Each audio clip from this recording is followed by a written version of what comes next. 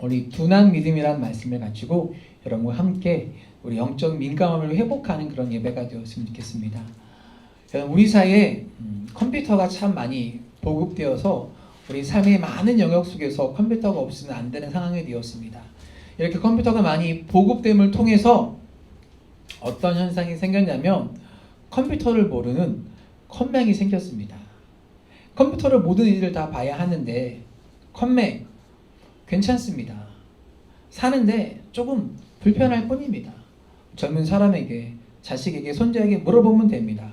그리고 요즘은 스마트폰의 보급으로 아이나 어른 할 것 없이 다 지하철이건 사람이 모인 곳은 다 스마트폰으로, 다 핸드폰으로 일을 보고, 핸드폰으로 메일 보내고, 핸드폰으로 물건 사고, 핸드폰으로 결제가 다 되는 그런 시대에 신세계에 살고 있습니다. 지갑도 필요 없잖아요. 삼성페이로 결제가 다 되니까. 그런데요, 이렇게 스마트폰의 서양이 자꾸 어플들이 많고 개발됨을 통해서 나이 드신 분들은요, 잘 사용을 못 하더라고요.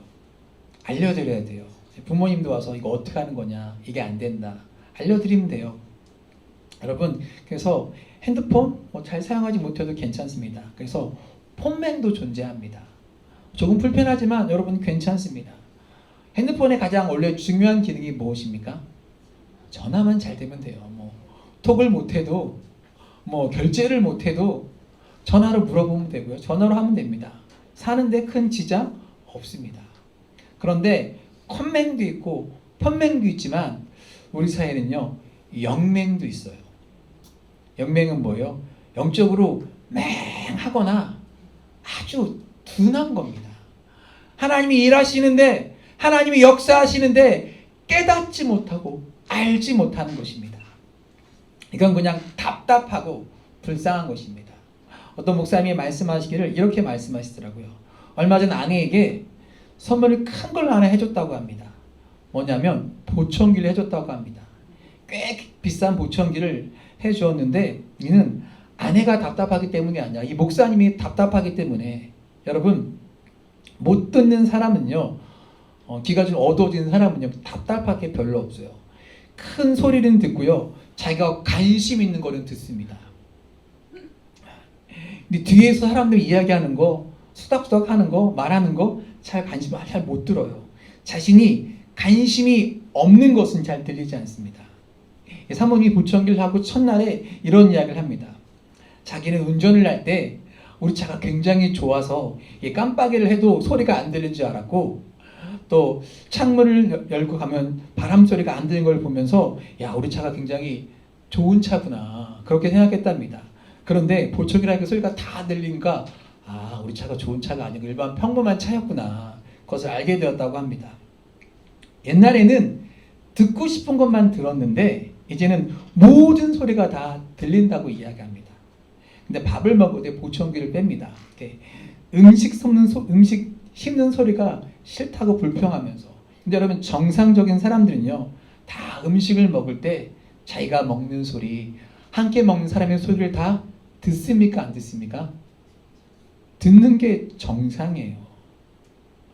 여러분, 청력 괜찮으시죠? 여러분, 청력이 안 좋은 사람이요, 어떤지 아세요? 목소리가 계속 커져요. 왜냐면 자기가 안 들리니까 상대방도 안 들리고, 이렇게 하라고! 텔레비전도 굉장히 크게 놓고 틀어놓고 듣습니다. 내가 안 들리니까 상대방도 못 들을 거라고 생각하기 때문입니다. 여러분, 답답한가요?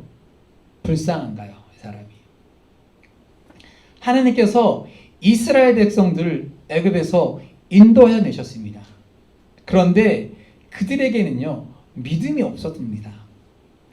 오늘 여호와께서 이걸 본문에 뭐라고 말씀하시냐면, 깨닫는 마음, 보는 눈과 듣는 귀를 여호와께서 주셨다 안 주셨다? 주셨다 안 주셨다? 주셨다 안 주셨다? 이게 확신이 없으세요? 안 들리세요? 주셨다 안 주셨다? 안 주셨다? 정말 안 줬을까요, 하나님이? 여러분, 정말 안 줬다고 생각하세요?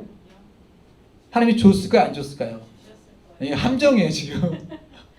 하나님이요, 주셨어요. 여기 주시지 않았다고 말하는 표현은요, 반어적인 표현입니다. 신명기 29장 2절부터 9절까지의 말씀을 보면 이것은 단어적인 표현입니다. 9절에 보니까 이렇게 말씀하고 있습니다. 9절 말씀 보겠습니다. 그런즉 너희는 이 언약의 말씀을 지켜 행하라. 그리하면 너희가 하는 모든 일이 형통하리라. 이 기록을 보면요, 이스라엘이 40년의 광야 생활을 하면서 홍해를 가르는 기적을 체험했습니다. 광야에 마른 땅에 하나님이 샘물 나게 하셨습니다. 만나의 기적을 체험했는데도 하나님을 믿는 믿음이 없었습니다. 모세가 하나님께서 믿음을 주시지 않았다라고 표현하지만 사실은 이스라엘이 믿으려 하지 않았다라고 표현하는 것이 정확한 해석일 것입니다. 보려고 하지도 않았고요, 드리려고 하지 않았습니다. 왜냐하면 9절 말씀에 의지적으로 표현되어 있기 때문입니다. 하나님께서 깨닫게 하시겠다는 것이 아니라 너희가 지켜 행하면 형통의 축복을 누리겠다고 말씀하셨습니다. 지켜 행하면 형통하리라 라고 말씀하셨기 때문입니다. 즉 하나님의 그 기적의 역사를 어떻게 해요? 믿지 못하고 믿음 가운데 행하지 않는 가장 큰 이유는 뭐냐면 그들에게 이 언약의 말씀을 지켜 행하는 믿음이 없었다는 뜻입니다. 하나님께서 너희 눈앞에서, 우리의 눈앞에서 그렇게 놀라운 일들을 행하셨는데 믿음의 눈을 들어보지 못하는 너희의 모습을 보니 안타까움을 금할 수 없다는 것입니다. 여러분, 극동방송에 보면요, 목사님들이 나오셔서 정말 어려움을 당하는 사람들, 아픈 사람들 향해서 중보해주는, 기도해주는 그런 프로그램이 있습니다. 그때 목사님이 하시는 기도가 이래요. 하나님, 이 사람에게 믿음을 주셔서 열린 귀, 열린 마음, 열린 눈을 갖게 해 주옵소서. 하나님, 저도 여러분에게 그렇게 기도합니다. 하나님, 우리 성도들에게 믿음 주셔서 귀가 열리게 하시고 열린 마음을 주시고 열린 눈을 갖게 해 주옵소서. 우리 눈이 열려야 하나님을 향한 믿음이 있어요. 하나님의 행하신 것을 바라볼 수 있고 느낄 수 있는 것입니다. 이런 것을 우리가 뭐라고 표현하냐면 영적 민감성이라고 말할 수 있습니다. 오늘 6목장이 모여서 이야기할 내용이 이것입니다. 영적 민감함이 무엇인지, 영적 민감함이 내가 어떻게 생각하는지, 영적 민감을 회복하기 위해서 어떻게 해야 되는지. 사실 여러분, 믿음이라고 하는 것이 무엇입니까? 하나님이 행하시는 것에 대해서 우리가 얼마나 민감하게 반응하느냐, 이것이 믿음의 차원이 아닐까요? 복음서에 보면요, 혈흔병에 걸린 여인이 나옵니다. 아시죠? 그 여자가 몇 년을요? 12해를 혈류증으로 앓고 고생하다가 돈이 있었는지 돈을 가지고 의사, 저 의사를 찾아다녔습니다. 그런데 병은 낫지 못하고 재산을 다 창진하던 차에 예수에 대한 소문을 듣고 혈루병이니까, 피를 흘리니까 부정한 몸을 가지고 모든 힘듦과 어려움의 문제를 낫고자 하는 간절함을 가지고 모든 문제를, 사람을 뚫고 돌파해서 어떻게 합니까? 예수님의 옷자락에 손을 대고 만졌습니다. 낫고자 하면, 만지면 낫고자 하는 믿음이 있었기 때문에. 그때 성경이 이렇게 표현합니다. 마가복음 5장 29절입니다. 이에 그의 혈류 근원이 곧 마름에 병이 나은 줄을 어떻게 한다고요? 몸이 깨달으니라. 여러분, 간절함을 가지고 있었던 이 여자가 자기 몸에 일어난 일을 깨달았습니다. 여러분, 어찌 모를까요? 모르면 바보죠. 온갖 어려움을 뚫고 간절함을 가지고 예수님의 옷에 손을 대었을 때 혈을 근원이 마르고 몸이 나은 줄을 내가 깨달아 아는 거예요. 내가 아는 것입니다. 내 몸에 일어난 일 어떻게 모르겠습니까? 정말 둔하지 않은 이상 아는 거예요. 간절할 때, 주님을 바라볼 때 우리는 우리의 삶의 영적 민감성이 회복되는 것입니다. 이스라엘의 문제는요, 육신의 눈과 귀가 아니라 영적으로 어두워져서 둔감하게 되었다는 사실입니다. 왜 어두워졌을까요?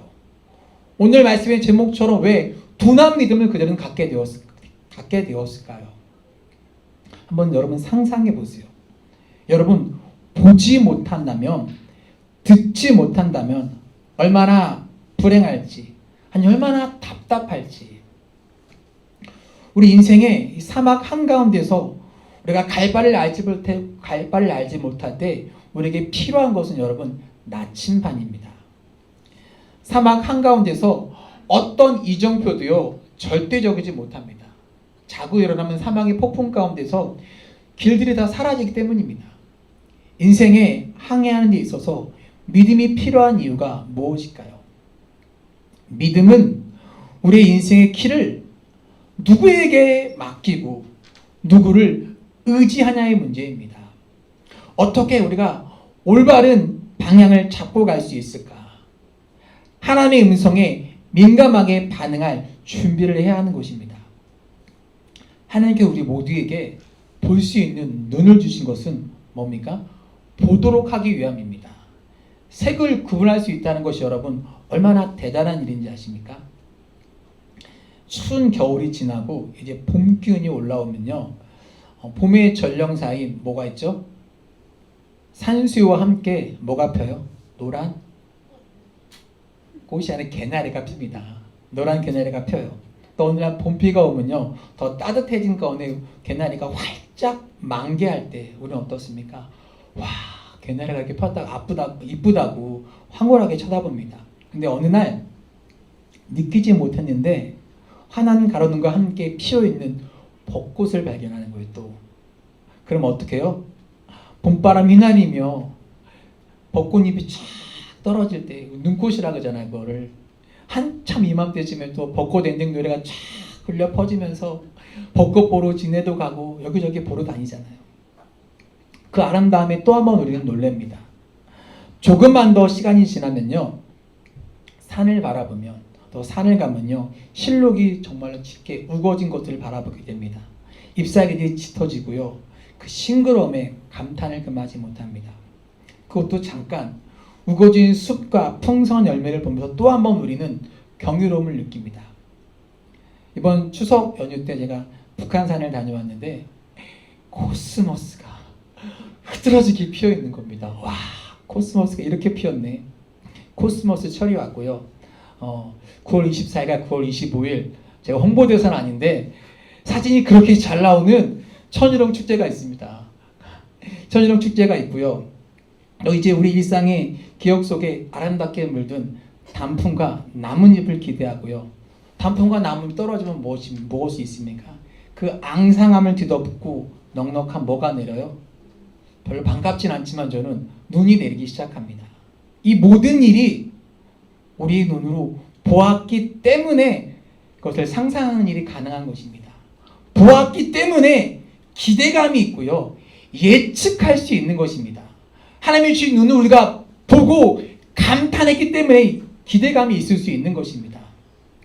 그런데 그렇게 이스라엘이 봐왔건만 광야에 40년 동안 출애굽의 여정을 통해서 하나님이 일하시는 손길을 매일매일 경험했지만 영적으로 둔감함으로 말미암아 전혀 상상도 기대도 이스라엘 백성이 하지 않았던 것입니다. 하나님이 약속하신 땅을, 가나안 땅을 앞에 두고도 바라보지 못했습니다. 말씀을 준비하던 중에 제가 이번 주에 목사님들이 보니 시차례를 갔다 오는데 차에서 우연히 목사님이 틀어온 찬양을 하나 들었는데 뭐였냐면 나의 한숨을 바꾸셨네였습니다. 이 찬양의 첫 소절이 뭐였냐면 고단한 삶의 은혜도 무뎌지고 곧 사라질 것에 내 마음을 두네. 헛되고 헛된 것들을 바라보며 그 은혜를 어떻게 해요? 놓치고 살았네. 아, 그렇구나. 우리의 고단한 인생과 삶 가운데서 우리 마음이, 우리 영적 민감함이 무뎌지고 있는 것이구나. 세상의 것들이 내 마음에 들어옴을 통해서 하나님의 주신 은혜를 우리가 놓치고 살아가고 있는 것은 아닌지.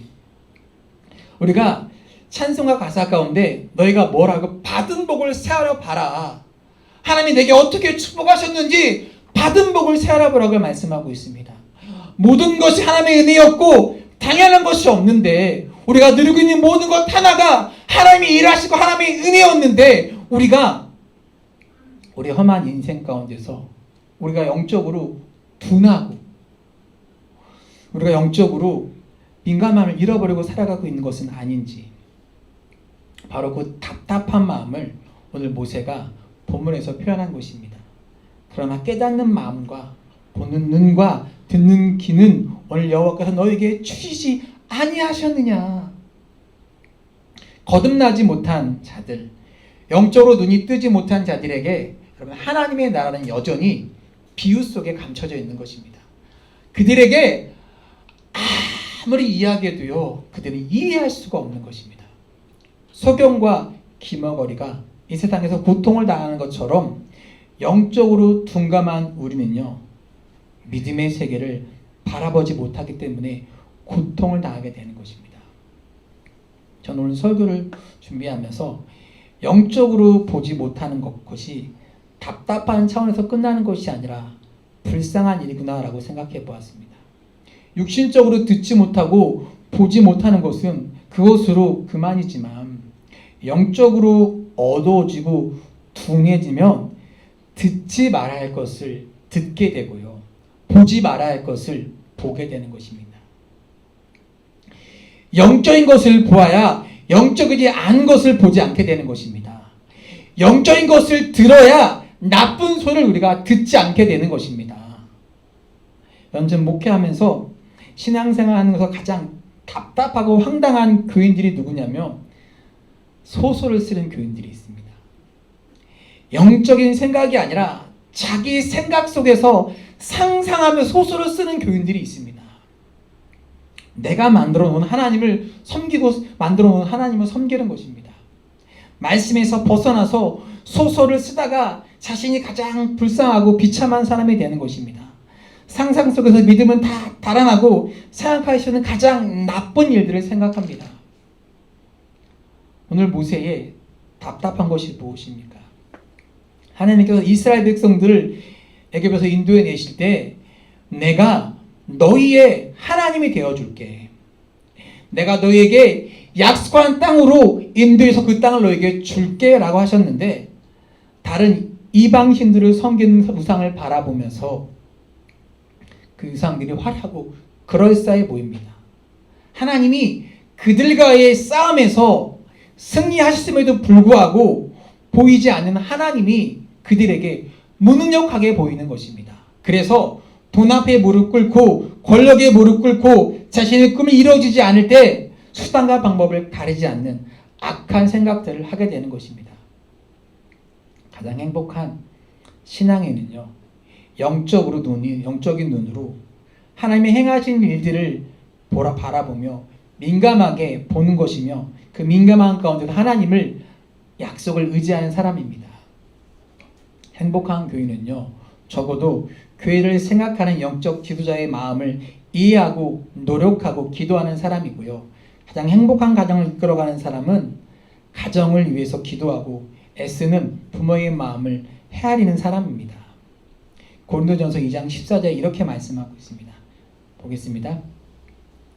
육에 속한 사람은 하나님의 성령의 일들을 받지 아니하나니 이는 그것들이 그들에게 어리석게 보이며 또 그는 그것들을 알 수 없나니 그러한 일은 영적으로 분별되기 때문이라.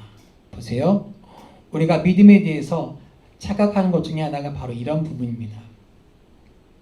우리가 보면 우리의 경험을 믿겠다는 것입니다. 근데 정말 상상할 수 없는 하나님께 택하신 이스라엘 백성이 광야 가운데서 수없이 하나님의 기적들을 체험하고 누리고 살아왔지만 끝까지 불신앙적인 사람들이 있었다는 것입니다. 여러분, 복음서에 보면은요, 기적을 쫓아다니는 사람이 있었습니다. 예수님이 기적을 행하는 것보다 쫓아다니면서 또 다른 기적을 구하는 사람들. 여러분, 기독교는 분명히 체험의 종교인 것이 맞습니다. 그런데 그 체험이 다가 아닙니다. 기적만 쫓아다니는 사람은요, 그 기적이 사라지면요, 어떻게 해요? 떠나가 버리는 거예요. 예수님이 복음서에 수많은 기적을 행하셨습니다. 죽은 자를 살렸고요, 안진병을 일으키셨고요, 온갖 기적을 보고 환호했지만 그 기적이 사라져 버리자, 기적이 나타나지 않자 그들은 그 믿음을 버리고 다 떠나가 버렸던 것입니다. 우리 믿음의 체험이 분명히 중요하지만 하나님과의 인격적인 관계 속에서 매일매일 그분과 동행하는 믿음, 영적인 민감함이 우리에게 필요한 것입니다. 이런 비유가 적절할 것 같습니다. 우리가 때로 그림을 감상하면서 감탄하지만 어떤 사람은 화가의 존재를 부인합니다.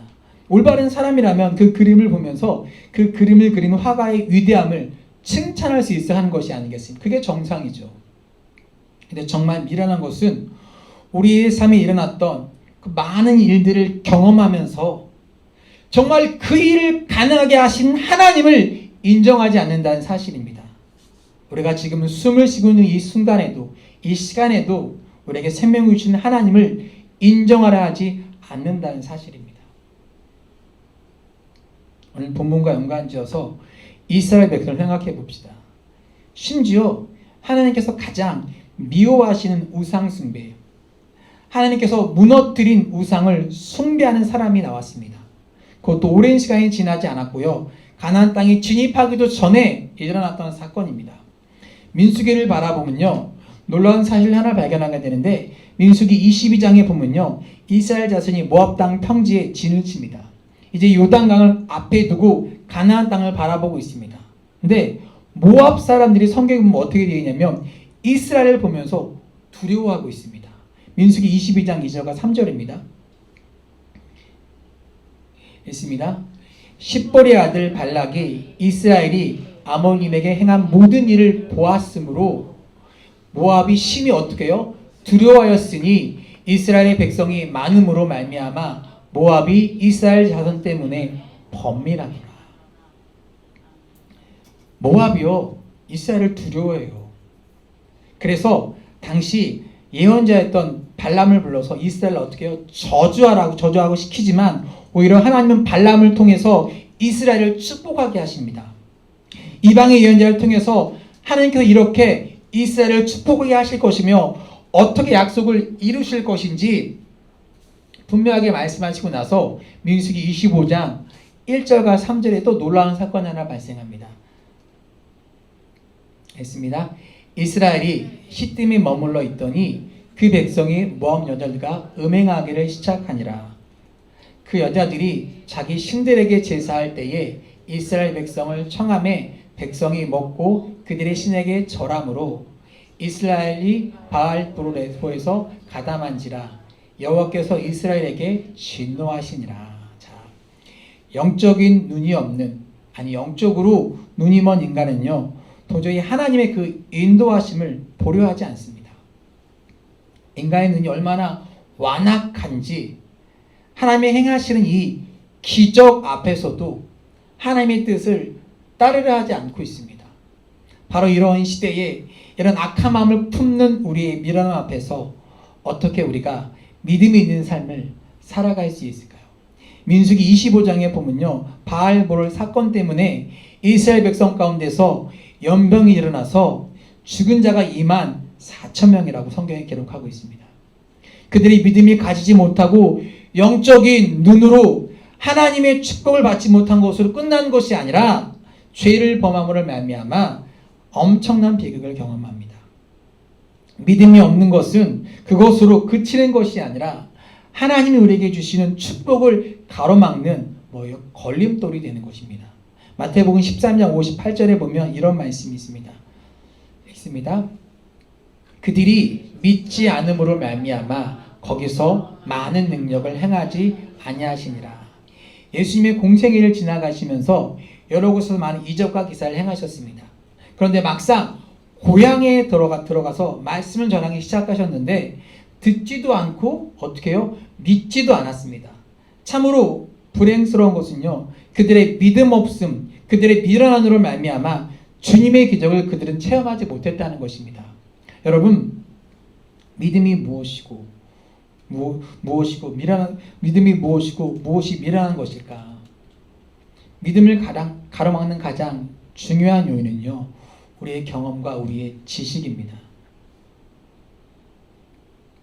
예수님의 고향에 살던 사람들이 보았던 예수님의 어린 시절, 너무 평범했던 예수님, 그들과 함께 살았던 예수님이 어떻게 그들에게 메시아가 될 수 있을까요?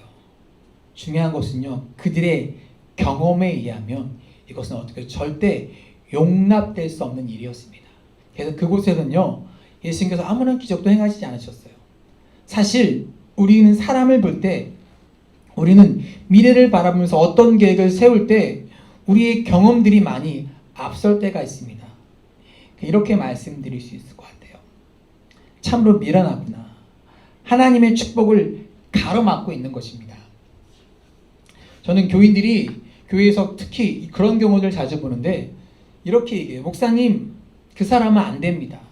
그 사람은 안 돼요. 대부분 그 사람의 과거를 알고 있기 때문입니다. 또 하나의 경우는 나의 기준이 생각에 못 미치기 때문입니다. 여러분, 과거가 늘 우리에게 상처가 되고 축복을 가로막는 걸 여러분 생각해 보셨습니까? 성경에서 하나님께 우리의 죄를, 과거를 기억하지 않으시고 동이 서에서 먹은 것 같이 우리의 죄를 어떻게 한다고요?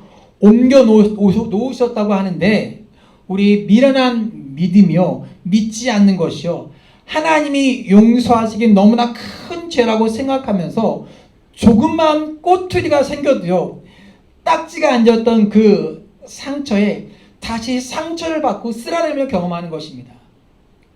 저희 속된 말로 사단이요, 깐대를 또 깐 거예요. 깐대를 계속 까는 것입니다. 계속해서 하나님의 축복을 가로막고 있는 것입니다.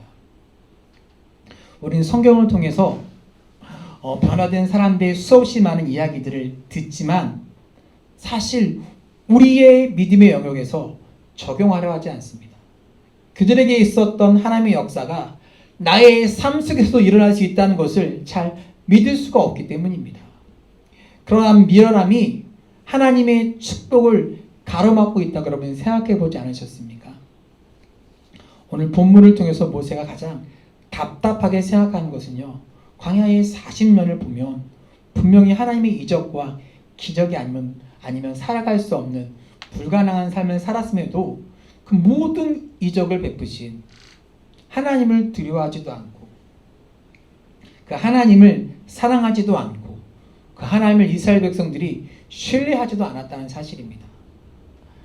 둔한 우리의 경험의 키를 하나님을 믿는 믿음으로 맡겨야 하는 것입니다.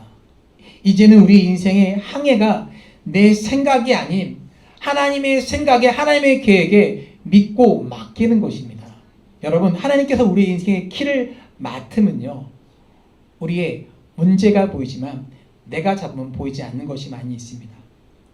약속의 땅으로 가나안 땅에 가고 있던 이스라엘 백성의 불평과 원망의 말이 무엇인지 아십니까?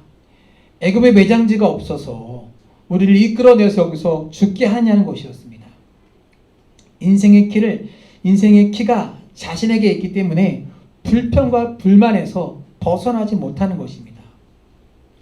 아주 오래된 간증인데요, 혹시 아는 분이 있을지도 모르겠는데, 예전에 반포 팔라스테이 호텔 뒤에 라일락이라고 하는 오래된 이야기예요. 보신탕 집이 있었습니다. 유명한 만큼 돈도 굉장히 잘 벌었습니다. 아주 신앙생활을 잘하던 집사님이었어요. 사업을 접으면서 아버지가 자녀에게 많은 유산을 남겨주었는데, 그 다음부터, 그 유산을 받고 난 다음부터 하나님의 길은 보이지 않고 오직 돈만 보이더랍니다. 그렇게 10여 년을 살며 돈을 다 잃어버렸습니다. 열심히 살았는데 남겨진 것이 없었습니다. 가정에도 불화가 생겼고요. 하나님께서 주신 축복이 어느 날부터인가 원망의 날들이 되어버렸던 것입니다. 그러던 중에 이분이 교회 소하는 영성훈련에 우연히 강제로 참여하게 되었어요. 근데 이분이 이렇게 말합니다.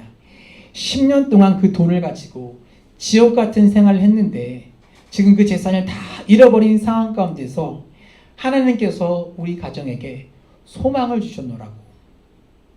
이제는 더 이상 아내와 남편이 돈을 인해서 상처 주는 것이 아니라 서로 믿음의 이야기를 하면서 하나님께서 소망을 주셨다고 말합니다. 이제 영적인 눈이 떠지게 되었고요, 자신을 향한 하나님의 뜻과 계획이 보이기 시작했다고 합니다.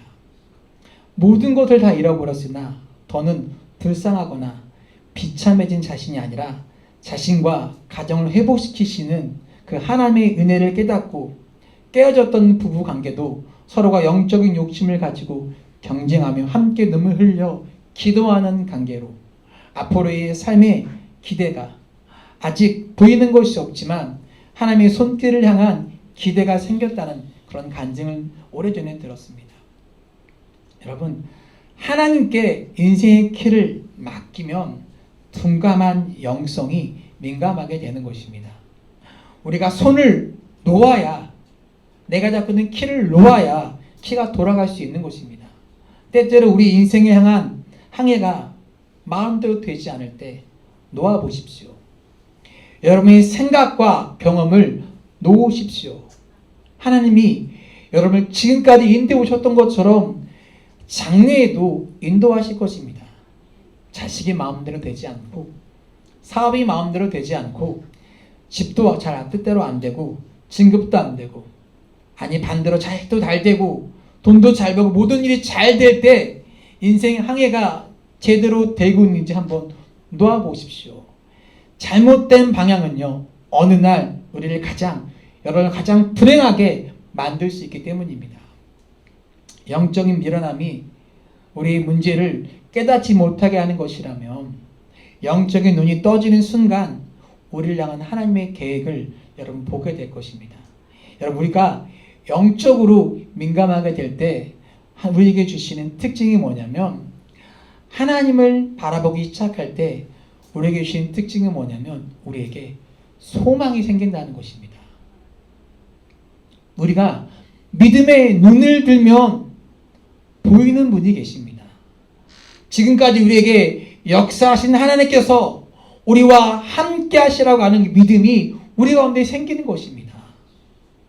여러분, 코로나가 참 우리를 힘들게 했는데 생명사랑 자살 캠페인이라는 거기서 통계를 보면요, 작년 한 해 우리나라의 자살 통계율이 많이 줄었다고 합니다. 그런데 지금 이 통계에서 염려하는 것이 무엇이냐면, 진짜 힘들 때 사람들은 그 시기를 잘 견디는데 그 시간이 지나가면 올해부터 자살률이 높아질 것이라고 이야기합니다. 왜 사람들은 자기의 생명의 끈을 놓을까요? 내 눈으로 내 인생을 바라보니 소망이 없어 보이는 겁니다. 우리 하나님을 믿는 사람들이 믿음의 눈을 들어 바라보니 하나님이 우리를 붙잡아 주시고 우리 가운데 역사하실 하나님, 내 인생의 길을 하나님께 맡기며 우리의 소망을 이야기하는 것이 바로 하나님의 사람들의 특징입니다. 저는 목사로서 여러분에게 이런 말씀을 드릴 수 있을 것 같아요. 우리에게 소망을 주시는 이유는요, 하나님이 하나님이시기 때문입니다. 하나님의 인격을 믿고 하나님이 어떤 분인지를 믿기 때문에 우리의 눈을 들어 우리들이 여러분들이 하나님을 바라볼 수 있는 것입니다. 앞으로 매주 계속해서 믿음의 이야기를 계속 나눌 텐데, 여러분 속에 있는 그 믿음이 여러분을 붙들 수 있는, 여러분을 세워주고 여러분을 새롭게 하며 여러분이 힘을 줄 수 있는 은혜가 있기를 주의 이름으로 간절히 축원합니다.